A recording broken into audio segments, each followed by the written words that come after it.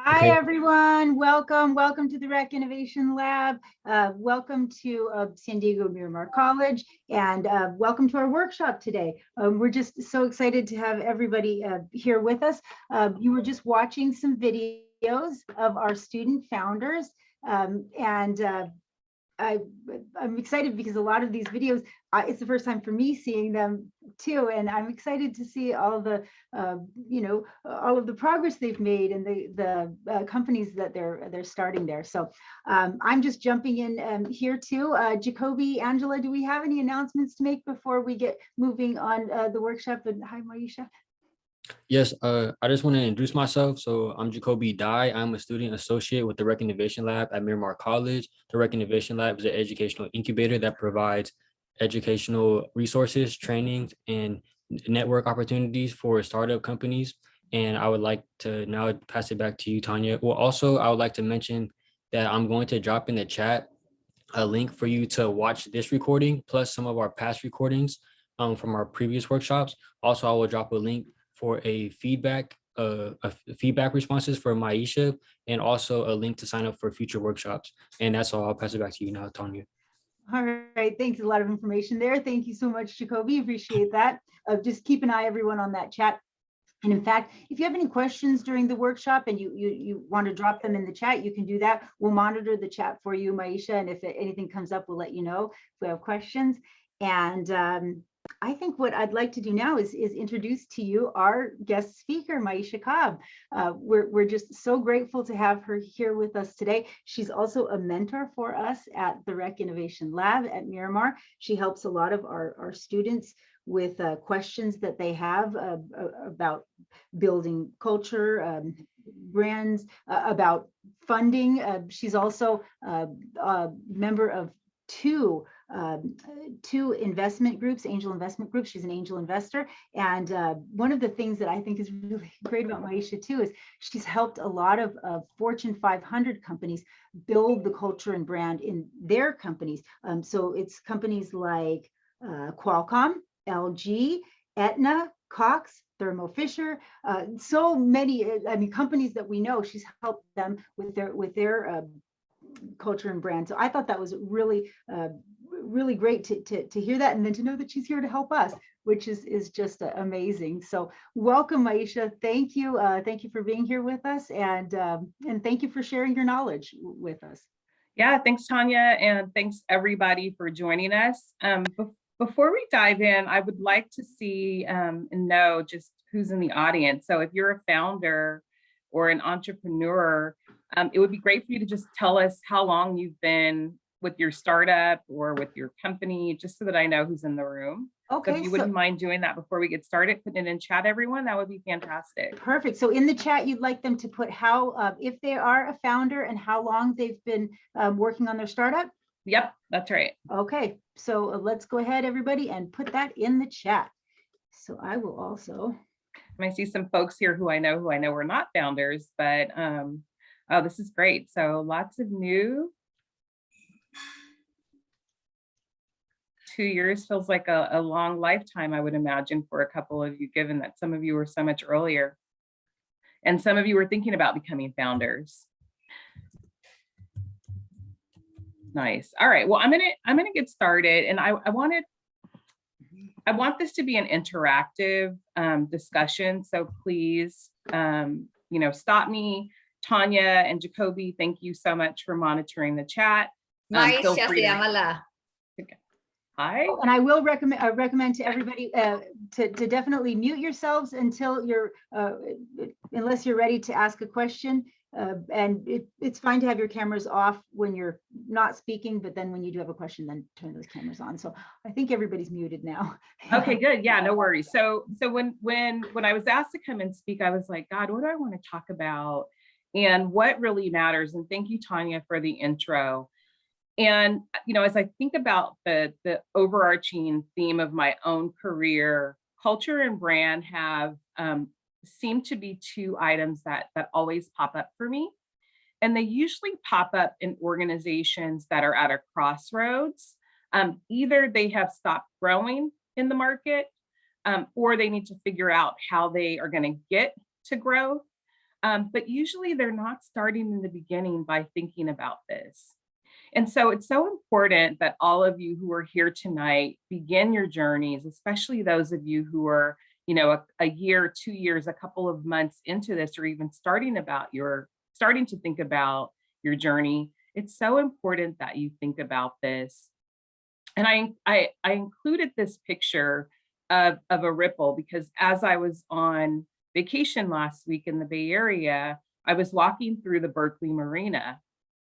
And for some reason, I looked down and I don't know if it was a pebble that was thrown in. I don't know if a bird had dived in, but there was this ripple in the marina. And I stood there for about 3 or 4 minutes, just watching the ripple, waiting for it to end. And it really didn't. A small pebble, a small dive, whatever it was, created this ripple that kept going out. And I thought it was so befitting to talk about ripples because that's what happens in organizations. We make small decisions that we think are harmless enough or that won't impact others. And before we know it, that ripple starts to be felt across the broader organization, both inside and out. And so the best way we can arm ourselves against unintended ripples is to be very thoughtful and deliberate about culture. And then how do we reflect that culture back into our brand? So before we get started, what I wanted to do, and I want to make this as interactive as possible. We are using something called Poll Everywhere, and you can either go online to pollev.com/Maisha Cobb 153, or you can text Maisha Cobb 153 to 22333. And I just want to start by asking all of you, in your opinion, what is a brand?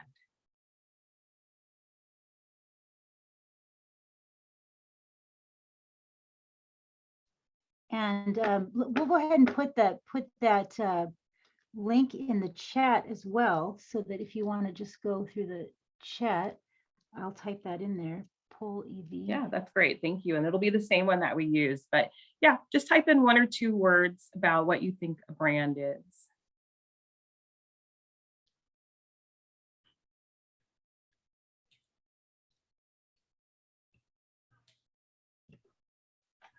Oh, that link doesn't work, Tanya. Oh, did I not give But it? someone in the chat said the company's identity. I agree. Just the first thought you get when you see the company. Can you Did I guys do the put, link would wrong, you or- all mind putting it in the poll EV? Yeah, let's put it in the poll, not in the chat. Yeah, put it in the poll because I yeah. wanted to create a word cloud so that we all get to see live what other people are saying. Right, So we'll be also, patient. Yeah, I'm sorry. It looks right to me when I copied and pasted that link into the. So you'll have to copy and paste it into your. Here, I'll do this. So we have things like a mark and a promise and a company and something that's identifying so far. What else? What's a brand? Think. People. Yep, got it in there. Yeah. Yeah, and now that link is in there, so it's not just the promise, identity. These are great. And so, and as they keep coming in, I will say, this isn't uncommon for us to think about, in particular, the identity of an organization, and to think about the imagery and to think about the marks and the logos. But oftentimes we aren't thinking about what goes into that identity. And what goes into it is what really makes a brand. And that's what we're going to be talking about tonight. So one more before we exit off the poll. Thank you all for sharing that word cloud. On this one, what are 1 or 2 brands that you most admire?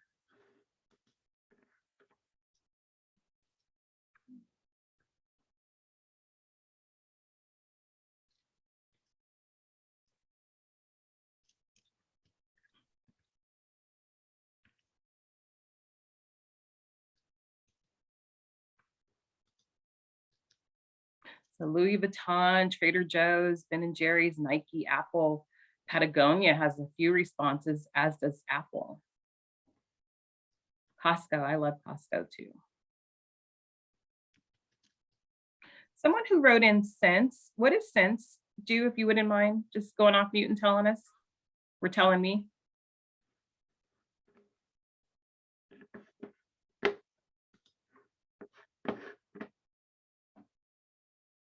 So who is it that put in the sense? Oh, maybe they don't have, maybe they're Okay. doesn't work. So a lot of Ben and Jerry's, a lot of Apple, and a lot of Patagonia. We're going to come back to why we selected those brands in a couple of slides.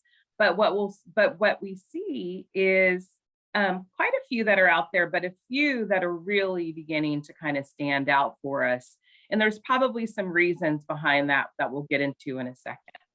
So we're going to talk today about, I'll do a brief introduction to myself. We'll talk about the difference between brand and culture. We'll talk about why those two matter together and you really can't disentangle them. We'll talk about what it means to be a strong brand and the benefits that come from that. And then I'll wrap up with a couple of thoughts that I have for you on what it takes to build a brand as you're early on in your journeys as founders. So about me, Tanya mentioned the different brands that I work for. Lots of companies over the past 20 years, lots of different experiences and a lot of different ways that they all thought about brand and the way that they treated brand.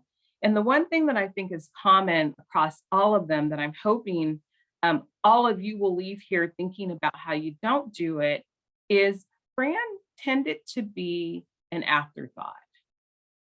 It was something that started to emerge post money making. It was something that started to be seen as an asset once there was already business flowing in, but the organizations for the most part weren't very deliberate about what it meant to build their brand. And as a result of it, somewhere around that phase where you go from startup to growth, and you start to enter into the maturity phase of your organization, that's where the brand started to become top of mind. And I would say by that point, it's almost too late. You've got to think about it much earlier. I put the companies at the top because those became a lot of what I did, but those things at the bottom, being a mother, working with businesses, doing consulting, mentoring, being in TCA, writing a book, starting my own startup were the things that started to bring me real purpose. And those things also start to matter. And so I was really excited when I saw all of your presentations earlier. And I was thinking, God, there's a lot of passion and a lot of purpose in everything that you're doing. And the real trick is, how do you continue to maintain that purpose and that passion? Because that's what's going to start to carve out for you your niche in the marketplace. It's what starts, as some people wrote in the What is Brand, to define the promise that you are making to the market. And that promise is everything. So let's go back to the brands that you talked about, and those brands that you said you most admired. What makes them stand out for you? What are the attributes?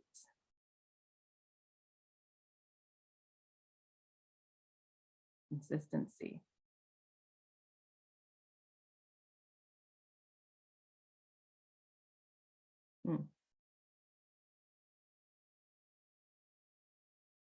Integrity, loyalty, sustainability, innovation, humor, care, trust, quality, ethical, community. They care. And if you look at these words as you are all writing them down yourselves, the interesting thing is, maybe outside of innovation, there is not a whole lot about the actual physical product itself, right? These are all things that are about how we connect as human beings, about how we deliver on promises that are bigger than ourselves, and typically about how we are of service to other people. And these are the things that really are the key ingredients for a good brand and for a brand to succeed. And it also happens to be the ingredients that you need for a company to succeed as well. So let's talk a little bit about brand. And this one, I may need you all to come off of mute, have an exercise here that involves you actually speaking to me, which will be good. So, here we have 3 SUVs, and I would love to hear, you can write it in chat or you can go off mute. What are the differences between these SUVs?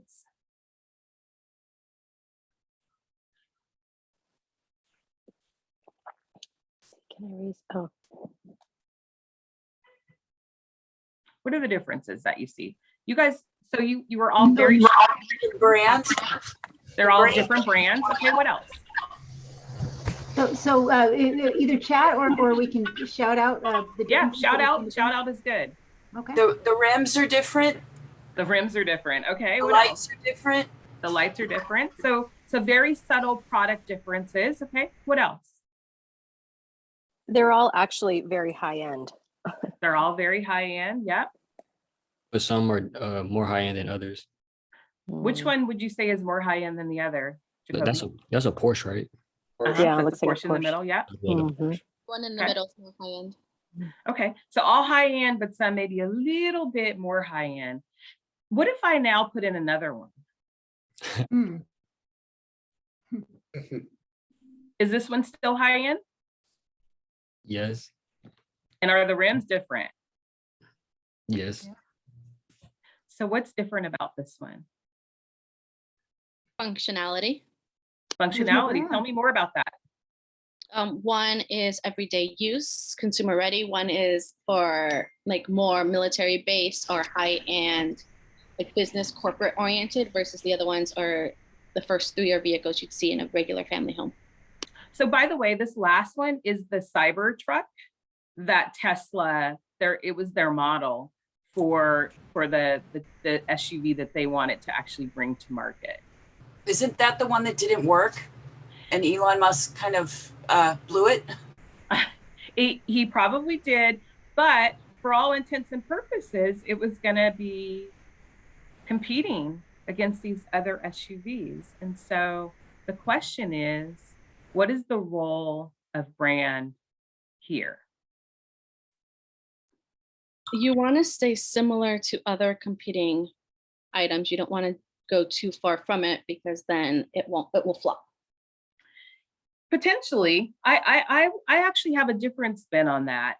I would say, when you were all giving me the descriptions about the BMW, about the Porsche, about the Mercedes, you were looking for very slight nuances in what they offered, but they pretty much had the same kind of functionality. They all kind of offered the same thing, maybe a little bit of variation in what we perceive as their quality. When I introduced the Cybertruck, there's a whole different vibe to it, isn't it? What is it saying about those other 3 once it started coming on? And whether it succeeded or not, when you see it against these others, what is it saying about those other 3? They're all Futuristic. It's more futuristic. Yes. What else? It's just different. It's It different. gives you a different option because all 3 of these look the exact same, like basically.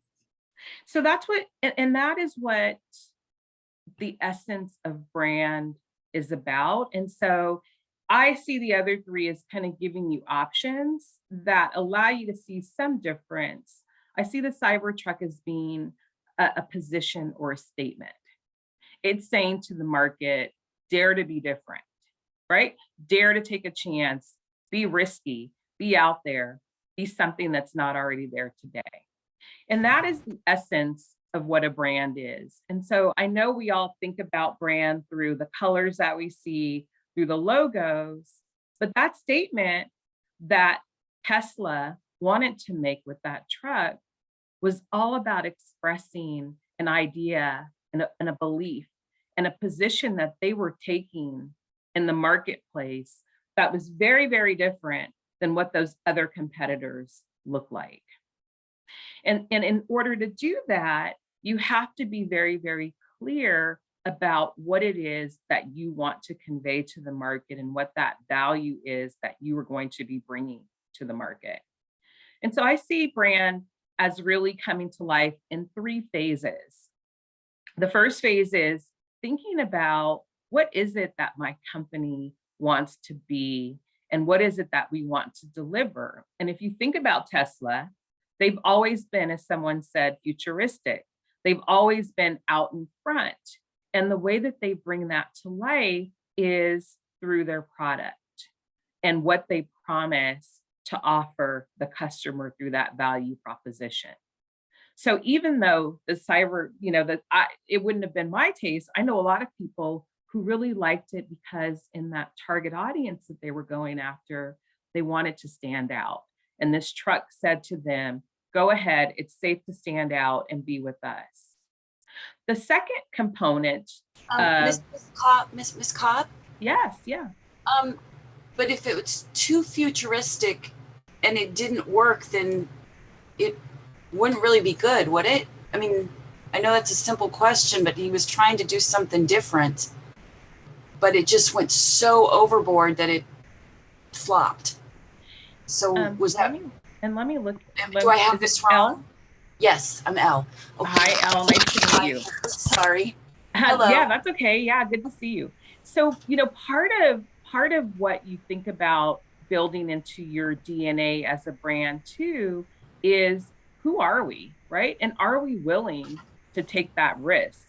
And so part of a brand identity and that point of view is we're going to go out there and we're going to try. And I would say that that is a very big part of Tesla's DNA, which is even if it doesn't succeed in the beginning, we're going to keep going out and we're going to keep throwing ideas out there. And that is where brand, I think, starts to differ, Elle, from a product. Brand is really about, this is what we believe, this is what we stand for, this is what we do. And it's agnostic of, is the product really going to be a success or not? It's how we go about building and creating that market that really matters for us. Okay, thank you very much. And I think it's a really great question that you threw out there, because I think it's easy for people to see brand through the lens of a product, right? If you think about Apple, they got a lot of success through the iPhone, but the iPhone is not what Apple is about. Apple is about creating these cool designs and having people who feel like they can break the mold from other products that are out there. And so their products are very much a reflection of who they are and not vice versa. So it's important, as you are all building your own products, that you don't get stuck into the belief that your product defines who you are. It is actually the opposite. The second part of brand, so that's the strategy piece, right? Like, what is it that our company stands for? What is it that we are going to be saying about ourselves to the market? The second part is the identity piece that some of you talked about earlier. And that identity is exactly what Elle was just raising the question on. What's our point of view? And how do we make sure that we articulate that point of view, regardless of what else is happening in the market? What makes us start to feel different than others?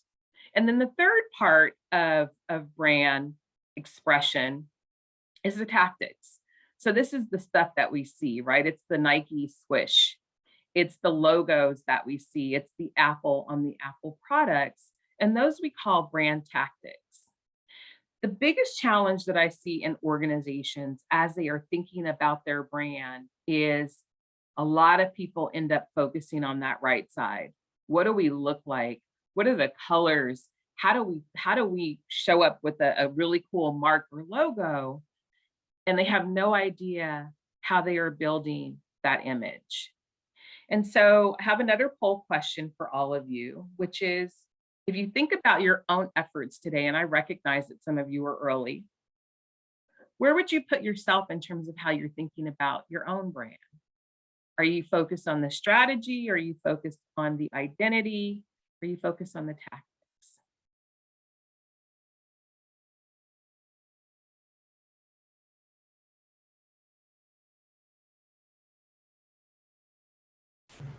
Are you asking somebody to answer that question for you?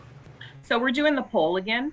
Oh, the poll. Okay. Yes. I'm sorry. Are you not able to see the screen now?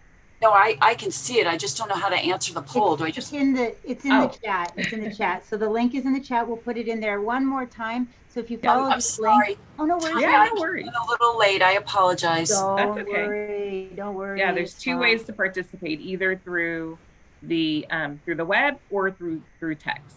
So pick what's good for you.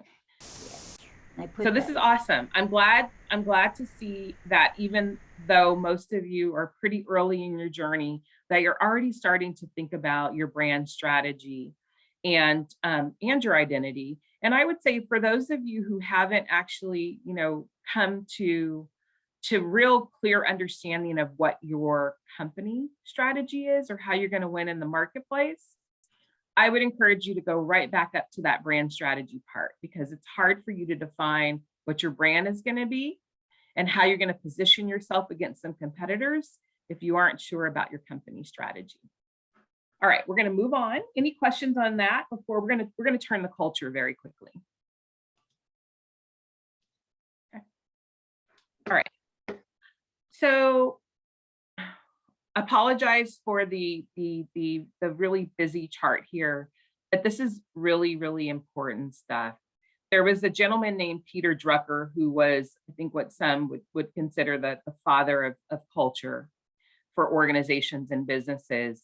And one of his famous quotes was that culture eats strategy for breakfast. And what that meant is we spend so much time as companies thinking about what's the strategy for our product? How are we going to make money? How are we going to win in the marketplace? That we forget that middle piece, which is the culture. And the culture is so critical because it is basically the habits that your organization begins to take on every day. And those habits are what decide whether or not you're going to be making it, whether you're going to be creating value for your organization and the market, or whether you're not going to make it. So let's take a second to really dig into each of these components, because this is the stuff that as founders, and ultimately when you're going to be hiring employees, if you haven't already, these are the things that you need to be very, very deliberate about. So there's 4 components to culture. And this is all about how do I create the space where we are going to be propelled and ready to win. So there's 4 components. The first component is, what's the work that we're going to focus on? How do we even make sure that we are doing the right things and that our people are focused on, as all of your videos showed in the beginning, the right purpose? And is our work reflective of that purpose that we are here to serve? Really important that you are always ensuring that the work you're doing aligns to where you're going.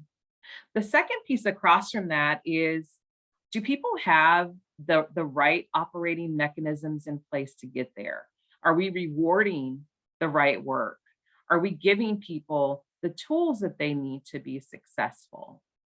Then the other 2 components are really the places where I see cultures going awry the most. The first is people. And one of the things that I've learned over the past 20 years is a brand doesn't just decline by itself. It's often the people problems that lead to it. And the people problems manifest themselves in interactions and how people work together. And so from a perspective of culture, you got to make sure you have the right people. So when you're hiring, do these people actually align to our purpose? Do they feel passionate about what we feel passionate about, or are they just looking for a job?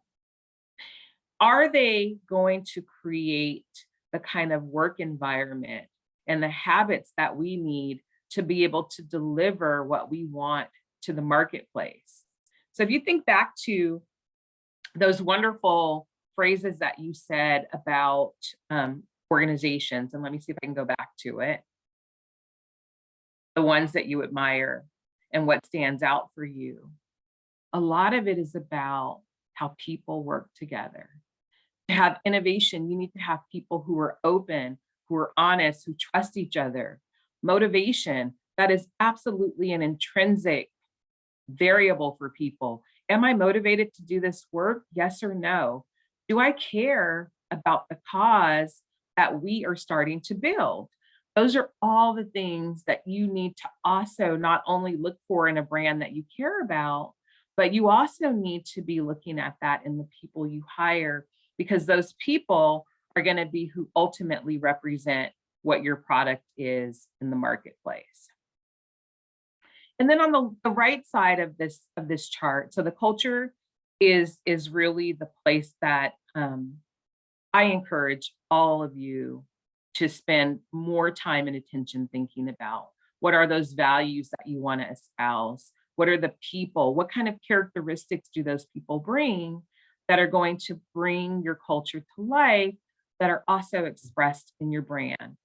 And then the impact, obviously, if you don't have those right things in the middle, those interactions aren't working, if people don't get along, if you have people that are there for selfish motives, if you have people who are hoarding work or not focused on the right things, who don't want to pivot, you're obviously not going to be able to win in the marketplace.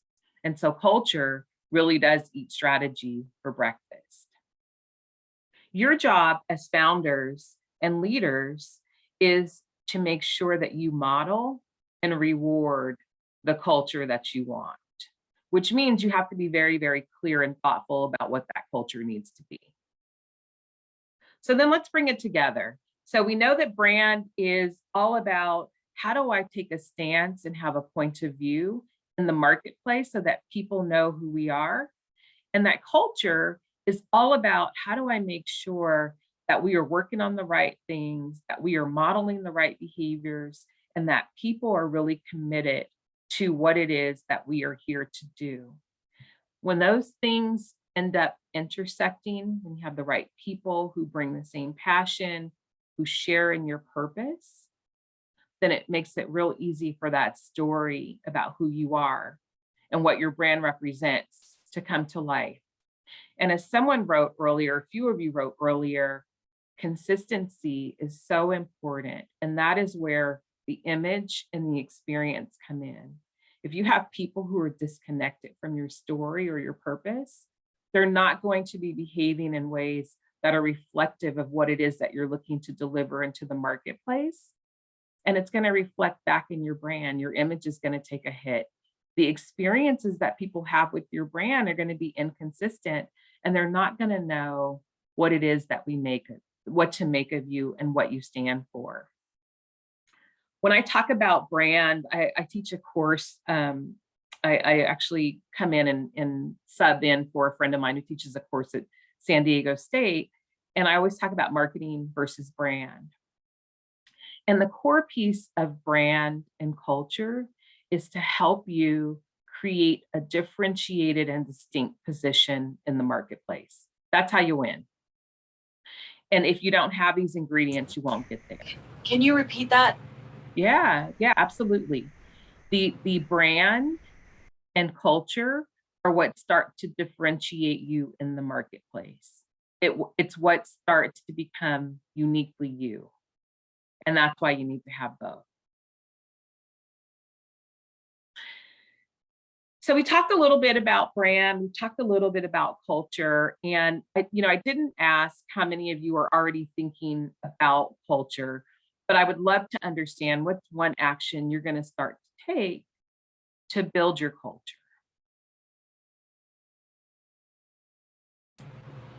Okay, one more question, Ms. Cobb. Yes, Elle. Sorry, let's go back so you can see me. Maybe could you define culture? Love it. Let's go back. Yep. Oh, did I miss it? Did I miss the it's a great question, and I think it warrants repeating. So okay, I think about culture as the habits and behaviors that the people within our organization begin to take on. And when your culture is created in a successful way, when you are deliberate and intentional about that culture, then you have people who are working on the right things. They are interacting in ways that support your business goals, and they are being rewarded for the right behaviors. And when you have all of those things working together, then you are creating the foundation for you to win in the marketplace and to create value for your customers and your company. Make sense, Elle? All right, so let's go back to what actions you all will take. So thinking about, I'm gonna interpret some of these things to be thinking about who you hire, thinking about who you develop. Oh, I like this one. Practicing sympathy. And I would alter a bit to empathy, right? Understanding what unique gifts people bring and thinking about how do you continue to bring that out in people. Human, I talk a lot to organizations about being human. And I want to actually stop on that for a second, because one of the biggest impediments to building culture, and again, if you don't build a strong culture, your brand is destined to not be very strong too. One of the biggest impediments to building culture is people not feeling like they can be human at work. Feeling like we have to be perfect. No one is perfect. Feeling like we have to compete against other people, as opposed to helping and contributing together for the greater cause. Your brand is only as strong as everyone who is willing to be committed to the purpose and the promise that you are making. And so your culture relies on everyone working together in order to deliver that. All right, love this. Employees. So one action will be around employees and thinking about how to incorporate brand thoughtfully and deliberately into how you build your culture. All right, so last couple of slides. I think about this, and one of my actually good friends is on this call. Hopefully he's still on, a gentleman named Jeremy, who's a brand guru. And he often talks about this idea of being a lighthouse. And so if you think about what a lighthouse does for you, if you're lost at sea, it provides a light and helps give you direction on where you should be going. It's pretty solid, right? So you know that it's not going to move. So you can be pretty clear that if you're headed in the direction of that lighthouse, that you're headed toward something that's going to provide some kind of safety or shelter, or at least you're going the right way. It's also very distinct. When you see a lighthouse, you know what that lighthouse is and you know what it represents. And then it shines a light so that it helps you to get your bearings on what direction and what is the point of view in terms of where you need to be going. And I think about brand and culture the very same way. In order to create true market growth, where your customers come back to you, where they choose you over the competitor, you need to have your brand be a lighthouse, which means you're very, very clear about who you are, and that is reflected in your culture. You are able to project that identity. So if you think back to the conversation that Elle and I were having around the Cybertruck, it doesn't matter if your product is a success or failure, the identity and that the way you have built that product and what you are projecting about what that product says about your brand and your company is really what matters. Oh, Maisha, we're gonna open up Q&A at 5:45. Perfect. Yep, I'm almost there. I'll just let you wrap it up. Yep. And so just one last thought on this one, Jacoby. Thank you for saying that. Mhm. In order to be able to get there, you need to have your employees who feel confident, safe, and secure enough to be able to create that lighthouse and to have that clear guidance and that identity. So 3 things that I want you all to take away and think about as you are moving forward with building your very successful companies. 1, think about who you hire. Do they fit in? Are their interactions going to help or hinder your culture and ultimately your brand? I want you to think about how and why you focus on the work that you focus on, and ensure that the people and processes and operations that you put in place are all contributing to the brand you want to build, to the identity you want to create, and into the culture that you want to make sure your employees live in, the climate you want to create. And then the third thing is be very mindful about what you reward. Your brand and your culture are going to be reflections, as we said on that slide, of what it is that you model and what is acceptable for people. So that is it. We made it. I think I made it to the 5:45. I would love to hear questions, and I'm going to stop sharing. That was pretty impressive. I mean, you're like exactly 5:45. That's pretty darn impressive there. So that's awesome. Yeah. Yes. So thank you so much, Maisha. Yeah, we'll definitely open it up for questions now. If you have a question, you're welcome to either put it in the chat, but we'd prefer if you turn on your video and your microphone and ask. I would love to see you all. Rachel, can you maybe, I'll go back to the Lighthouse, but tell me what specifically you wanted to focus on here. I want to learn more about it. So essentially, are you saying that becoming a lighthouse is just becoming like a beacon for other companies to look up to? That's absolutely, I think it's a beacon for other companies, and I think it's a beacon for your market, right? It's really saying, here's who we are, here's what we're about, we're going to own it, and we're not going to shy away from it. And that is how you start to grow your market, because you are so clear and definitive in who you are. Make sense? Yes. Would you be able to give me an example of what that would look like regarding services provided rather than a product? We've done a lot of speaking on products, but not services. So gosh, that's a really good one. Thank you. Let me think about a services company.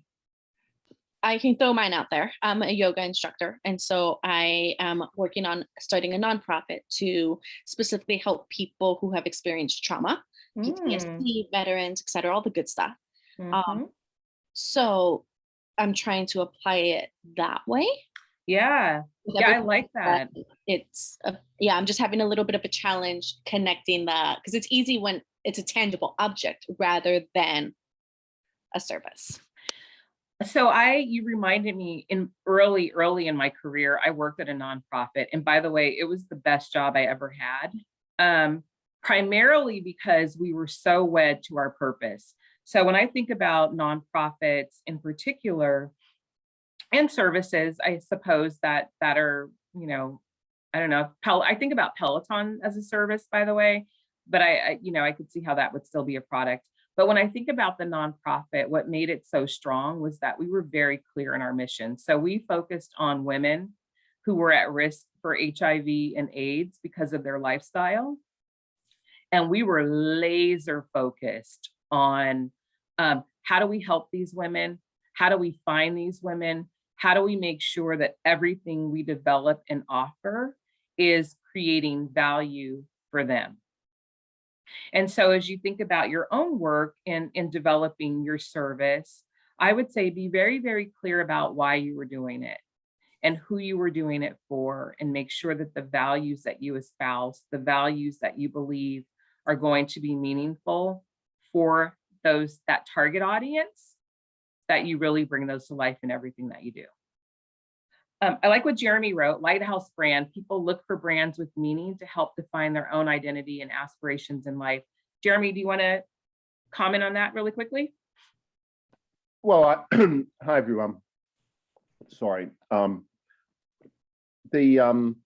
I just think that the point there is that Lighthouse Brands are not just defining what you stand for in the sense of communicating the values of your business. It's that people look for brands that reflect the kind of qualities that they aspire to themselves. And they identify with brands that reflect the kind of person they want to be, the kind of things they aspire to achieving in life. So, I mean, an obvious example is something called Apple. But it's a brand like Apple, which is about creativity and is about realizing individual creative potential. So people who see themselves in a certain way or think they have something to offer may identify with that brand. You know, we've done work on like Tesla. I mean, if you speak to a lot of Tesla users, I mean, you think of Tesla as a young car, but often it was a lot of older people who wanted to reconnect with their youth. Tesla became a symbol of youth, a symbol of technological progress, and they wanted to be seen and wanted to feel as though they were keeping up with others, particularly a younger generation.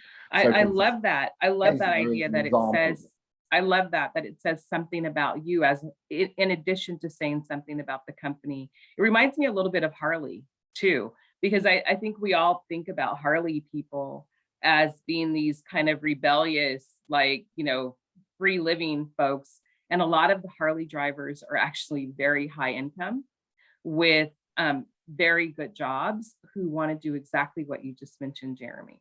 Yeah, but Harley also represents a set of values that they feel may be living a lot of, that they may be missing in other parts of their life, and so that's why they express that through their Harley, for instance. In other words, it's a lighthouse in the sense of it represents and radiates a certain set of values that they not only identify with, but not only aspire to, but want to identify with.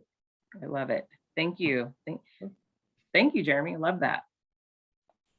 I have a question for you and I mean, just everyone in the crowd. How do you guys feel about Apple? Because Apple is supposed to be innovative and new and stuff, but I feel like Apple's kind of getting repetitive. That's just me personally. I feel like Apple's coming out with the same phone. Like, yeah, the earphone, what's it called? The headphones are cool, but I feel like Apple's kind of stagnating on its innovation. And I just would like to know your guys' opinion, because I was actually really happy to hear that Elon Musk is dropping a smartphone, because I'm like, ooh, I might just get that just because I'm like, I just want to experience. Well, let me turn it back on you and say, what is it about Elon Musk dropping a smartphone that is appealing to you? Because I think it builds on what we were just talking about with the Lighthouse. Right. It's the brand. It's like the brand, the culture, like the innovation is doing something cool. Like Elon Musk has a way of doing, like, making technology cool. He makes it cool. He makes it stylish. And I just think that whatever phone Elon Musk puts out is going to be, to an extent, pretty interesting. So that's the reason why I would get it over getting a new iPhone. It's just something new. And I just want to give a quick warning. We only have 3 minutes, and then we're going to have to close the, yeah. So not to rush you. So thank you, Jacoby, for that, because I think we talk a lot about projecting brand out, but to your and Jeremy's point, a lot of what connects with brand and builds that market value is the fact that your brand is actually saying something about me as a user, and it starts to become a badge for me that I'm using it and I'm showing it to other folks. But you got to be clear, like if Elon Musk created something that looked like the iPhone, right? Then you might not really want to be using it because it's not authentic. And I think, if I may quickly jump in, that's the point of the Cybertruck. You need to be, you know, it's the thing about, it's what Steve Jobs used to say, or, you know, did say, which is about skating where the puck is going. And also the Henry Ford quote, if I'd have asked people what they wanted, they'd have said a faster horse. I mean, you need to be bold, you need to be courageous, you need to lead opinion. And the problem with a company like Apple is companies get bigger, they get more concerned about losing what they've got than gaining what they haven't. You know, Steve Jobs said they'd never make an iPhone, they'd only ever make one iPhone, you know. And so that's the risk for a company like Apple. And the reality is they'll lose the image if they don't innovate. To your point, Jacoby, they'll lose the image that they've spent years nurturing. Thank you. Yeah, thank you. All right, one last question. Rachel, did you have your hand up, or is? Yes, always. I have 1,000 questions. I love it. Great.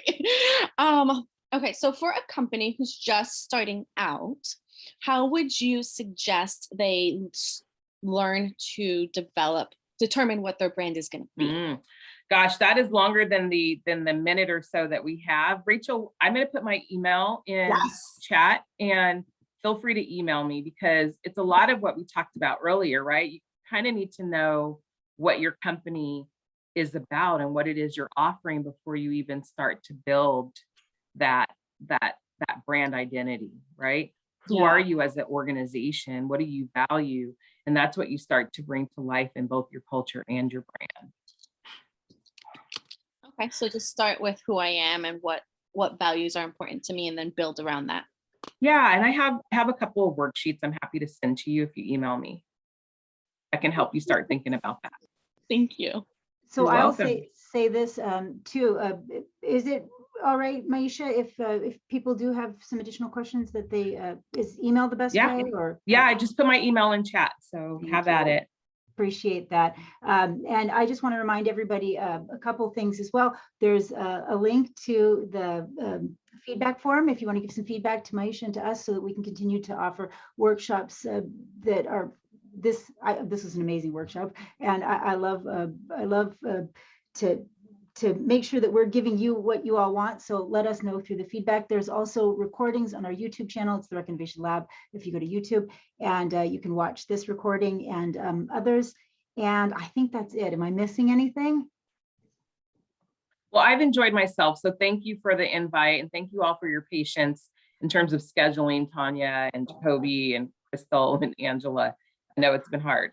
No, we're just so grateful to have you here, and we'll work around your schedule, right? We'll bend over backwards to make it work.